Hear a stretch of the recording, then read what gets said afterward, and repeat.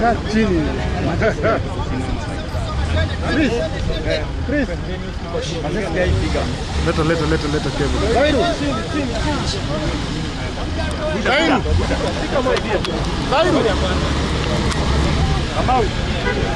Kama uwe.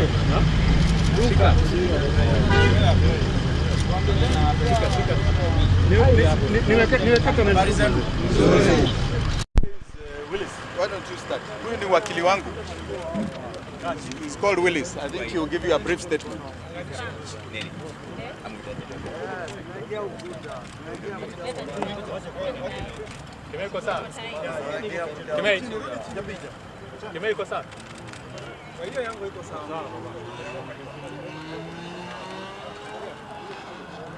When you're ready. Almost. Say when you're ready and we proceed.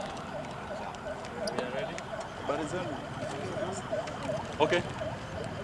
So we've had an unfortunate incident today.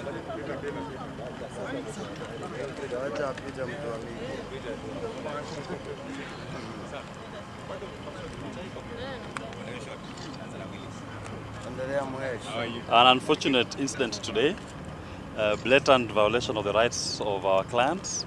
He's been chased on the streets with gun-wielding thugs, who we came later on to learn may be officers of the state. And they were claiming that they were pursuing him with the sole intention of serving what they are calling court summons to appear in court.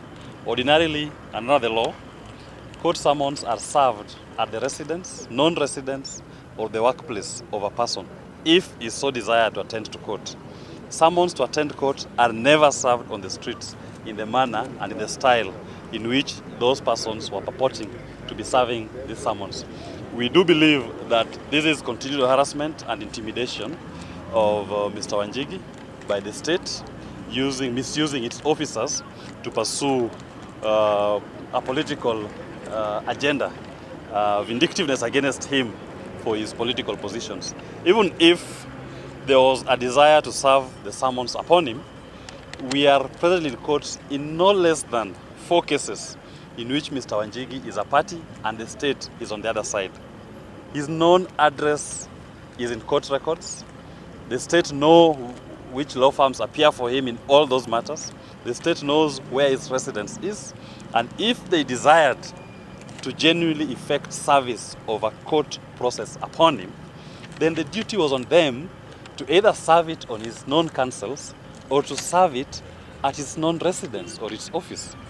But to brandish guns on a busy highway and give chase with more than 5 cars and brandishing assault weapons, the right kind of weapons that right now in America they are discussing whether they should be easily seen in public or should be concealed weapons. Brandishing them and threatening and trying to intimidate, we've never gone this low as a country. Today, in my view, it has confirmed the lowest that we have gone. This is not enforcement of a court process, but this now is more of worse than even a police state. This is a gangster state trying to enforce a criminal process. That cannot stand. And just to mention, once I look at these purported summons, it doesn't even disclose what offense Mr. Wanjigi is being called upon. Mr. Wanjigi has never been summoned to write any statement. He's never been aware if there's any ongoing investigations against him.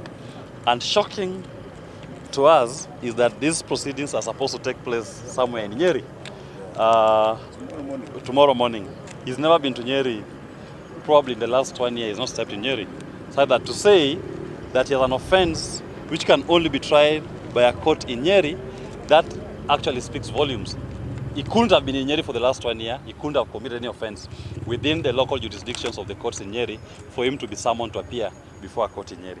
And this brings to mind the incident of Miguna, who was arraigned and held in Communicado in police stations deep somewhere in Central, Lari Police Station, Githunguri Police Station, all with an intention to intimidate and to break the spirit, and a continued persecution for their non-political stance which they have taken and publicly voiced.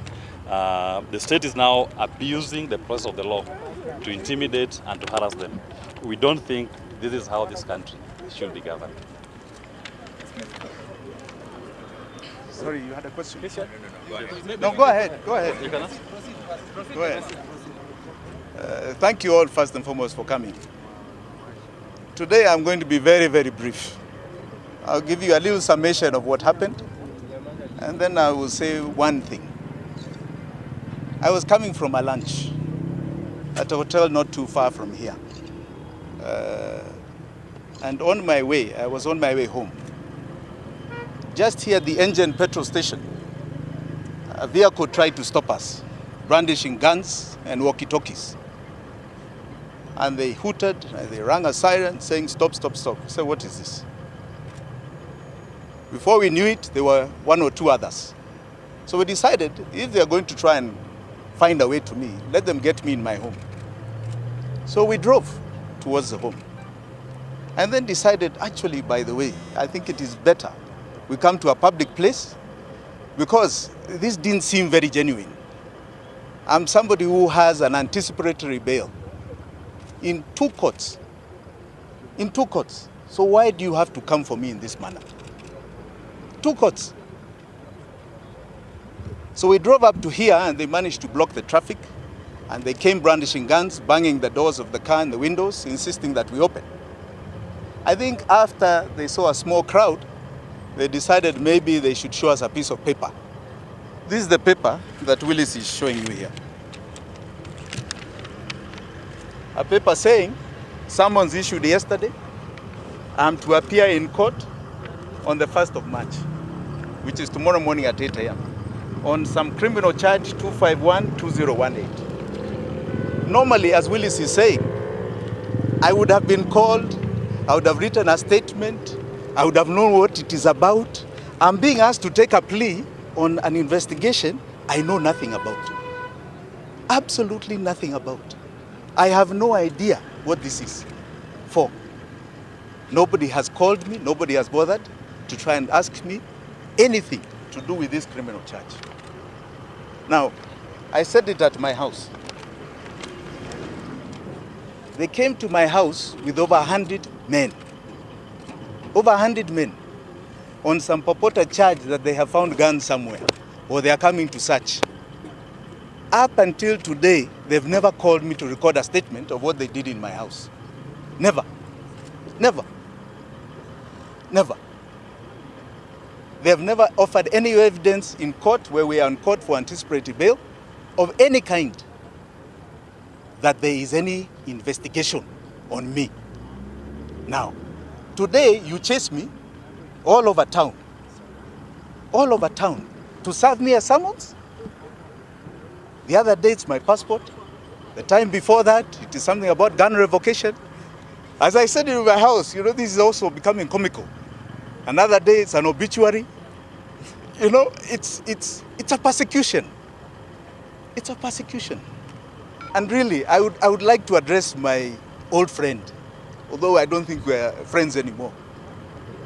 He was my friend until he burst the door of my house. So I'll say I want to address my old friend, and you know who I'm talking about. Please, Uhuru Kenyatta, you are not going to become legitimate by persecution of Kenyans. I'm just one case. You will not become legitimate by persecuting me or anybody else. Legitimacy is gotten from the people of Kenya. And please, you cannot force yourself on anybody. You cannot. There's nothing any of us are doing that are outside the law. Nothing. We are exercising our democratic rights as enshrined in the Constitution. And everybody who believes in this Constitution should recognize that we are being persecuted for nothing else, following the Constitution to the letter. To the letter. To the letter. And being bold enough to stand up before everybody and say, we are standing up for it, we are going to abide by it, no matter what. I said the other day outside CID that these are dark days. They are very dark days. But they'll soon be over. Please, Kenyans, there is a dawn coming. They'll soon be over. Don't worry. We will take the hits, as you can see. We'll take them. These days are soon going to be over. Please, there is a lot of hope in the future. Don't despair. Don't become desperate. Others are the ones who are desperate, not us. You can see I'm smiling here. What was very clear, they wanted to arrest me, keep me overnight and present me some court somewhere. I don't know for what charge. Fortunately, because of Mwananchi, they didn't want to break the car. They didn't want to break the car. So we are here. If we are meant to appear in court tomorrow, my lawyers will tell me, we will appear. But I want to assure you, dawn is very near. Very, very near. Please rest assured it is very near. Thank you very much.